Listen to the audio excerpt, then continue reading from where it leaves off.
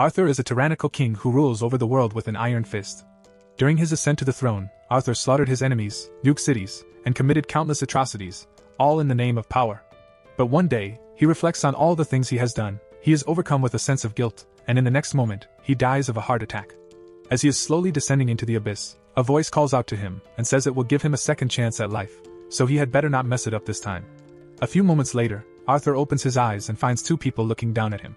The man says his name is Reynolds, and he is Arthur's father, while Alice over here is his mother.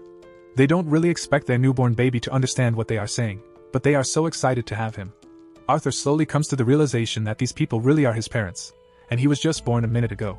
He is still finding it hard to believe that he is a baby again, but he can't deny that his parents are really good at taking care of him. Overall, he is pretty happy, but he still doesn't like the fact that he is stuck in a baby body. He's got an oversized head, he can't speak, and every couple of hours he shits his diaper involuntarily, so he has lost all control. But then he notices something that is even stranger than his current circumstance. He watches as Reynolds channels energy into his fists, and proceeds to smash a boulder to pieces. Arthur is amazed because this is a power that he knows nothing about despite all of his years as the ruler of the world. This feat is apparently quite impressive. So Reynolds is proud of himself and turns to his family so they can praise him, but he fails to pay attention to his surroundings, so a rock falls straight into his head. Alice was worried something like this might happen. So she then goes over to him and starts using magic to heal Reynolds' injury, but she warns him to be more careful next time he wants to show off. Reynolds may have just been trying to show off, but when he gets serious, those fists are no joke because he can easily one-shot a wild boar when he goes out hunting. And having him around makes things a lot easier for his party members. By the time the hunting trip is over, Reynolds returns to his family, and is ready for a welcome back hug. But then he remembers that he is still covered in boar blood, so he's going to have to get cleaned up first. Arthur has learned two things from seeing this. 1. This world is so dangerous that it is common for people to own weapons for their protection. And 2. He's going to have to learn how to fight if he wants to live freely in this world.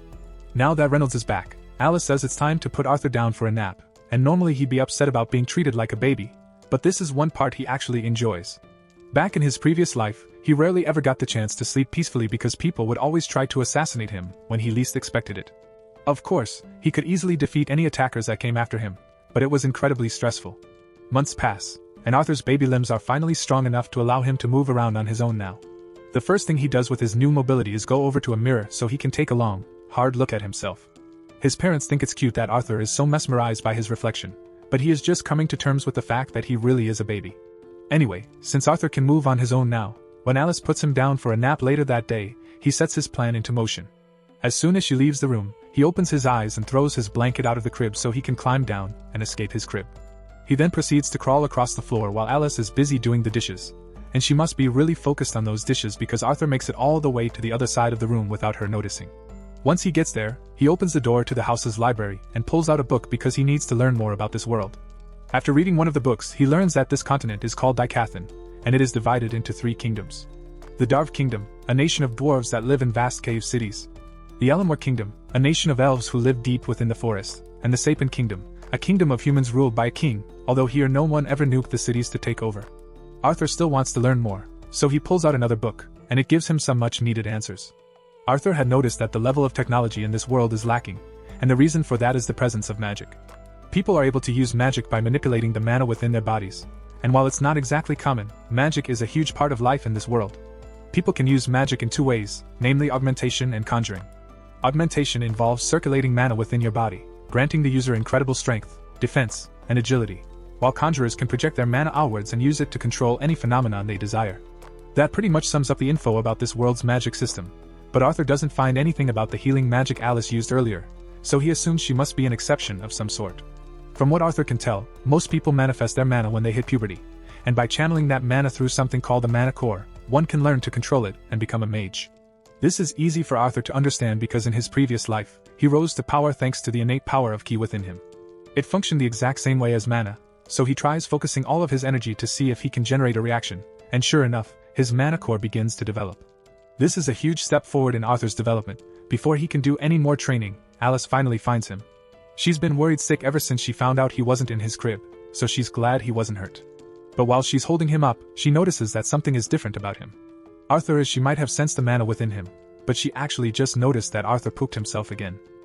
2 years go by, and Alice is writing in her journal one day. She is so grateful that Arthur is growing up strong and healthy, But she's starting to grow a little concerned because she hasn't seen Arthur smile even once since he was born.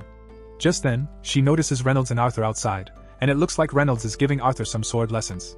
Arthur seems pretty interested, but Alice is furious that Reynolds would let a 2-year-old swing a dangerous stick around. By now, Arthur has realized that Alice isn't someone you want to get angry, so he's going to have to be careful not to make her mad. To avoid any other dangerous activities, Alice decides to take Arthur out for the day to show him around the town, and Arthur is particularly excited about this because it will give him a chance to gather valuable first-hand information about this world. He can discern the level of this nation's technology by looking at the weapons that are sold to the general public, and he also gets to see various substances that he has never encountered before. Best of all, he got to witness a mage casting fire magic up close, so overall, today's trip proved to be incredibly valuable for him. By the end of the day, Arthur's baby body is exhausted from all the activity, so he is struggling to stay awake, and Alice wants to put him down for a nap as soon as they get home. As limiting as this new life has been, Arthur has come to enjoy life with loving parents. In his past life, Arthur got dropped off at spawn with no starter kit, so he was forced to live his childhood in an orphanage, and never got to experience parental love, so this is a nice change of pace for him. Arthur soon falls asleep on Alice's shoulder, so she starts carrying him to his crib, and along the way, she tells him how proud she is of him for learning so much. She has noticed all the times he sneaks out of his bed to read books, and she saw how excited he was to see the outside world, so she is sure he has an adventurous spirit. She assumes he must have gotten that from Reynolds, and sooner or later, Arthur is bound to want to leave home to see the world on his own. Personally, she would prefer it if Arthur lived a peaceful life here, but as long as he is happy, she will support him no matter what. The next day, Arthur is standing by the window and watches as Reynolds begins practicing in the front yard. He is interested in seeing the applications of magic up close and personal again, so he eagerly watches as Reynolds begins circulating mana within his body. Eventually, rocks begin to fly up from the ground, and Reynolds makes it seem like it is the greatest thing in the world, but in reality, it is pretty pitiful. This is the limit of Reynolds' skill when it comes to conjuring, but that's because Reynolds' specialty is augmentation, so his magic is much more efficient when he sticks to using it within his body. Seeing his father's power motivates Arthur to go do some training, but just when he's about to climb down from the table, Alice tells him it's time for his nap. Arthur still can't speak yet, so he starts whining as they pass the bookshelf, but Alice tells him he needs to take a nap, so there's no time for books right now. Normally, there would be nothing Arthur could do about this, but he recently learned a legendary technique, pouting. Arthur has mastered the art of weaponizing his cuteness as a baby, so even though Alice still wants to put him down for a nap, she eventually relents, and just lets him read his book. Once Arthur is alone, he begins practicing with his mana core, and over the past 2 years, he has managed to get pretty good at it. By gathering various fragments of mana within his body, he was able to generate a mana core within himself, and although it was incredibly strenuous, it was well worth it. Now, with just a little more effort, he should be able to cast his first spell, but Arthur drastically underestimates the strength of his mana and accidentally blows up the house. Alice and Reynolds were outside when the explosion happened, and it was so huge that Reynolds' back gets burnt up really bad, but he and Alice are otherwise alright. However, they soon realize that Arthur was still in the house when it blew up, so they rush inside to check if he's still alive. There's no way a baby could have survived an explosion of that magnitude, but when Reynolds reaches the library, he is shocked to find that not only is Arthur completely unharmed, he was also the source of the explosion. He is barely 3 years old, so it shouldn't have been possible for him to use magic until he was at least 12, yet Arthur is already practically a master of mana. He stands proudly and looks at his parents.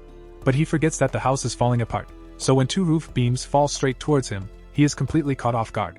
He tries running away, but his stubby baby legs fail him, so it looks like he's done for. Fortunately, both Alice and Reynolds rush in to save him, and while Alice shields him with her body, Reynolds uses his magic to block all of the debris and save them both. Arthur is a bit shocked since this is the first time anyone has ever risked their life to save him, but Alice is so relieved that he is alright that she starts crying. Arthur still isn't used to having people care about him like this, so seeing her cry makes him cry as well.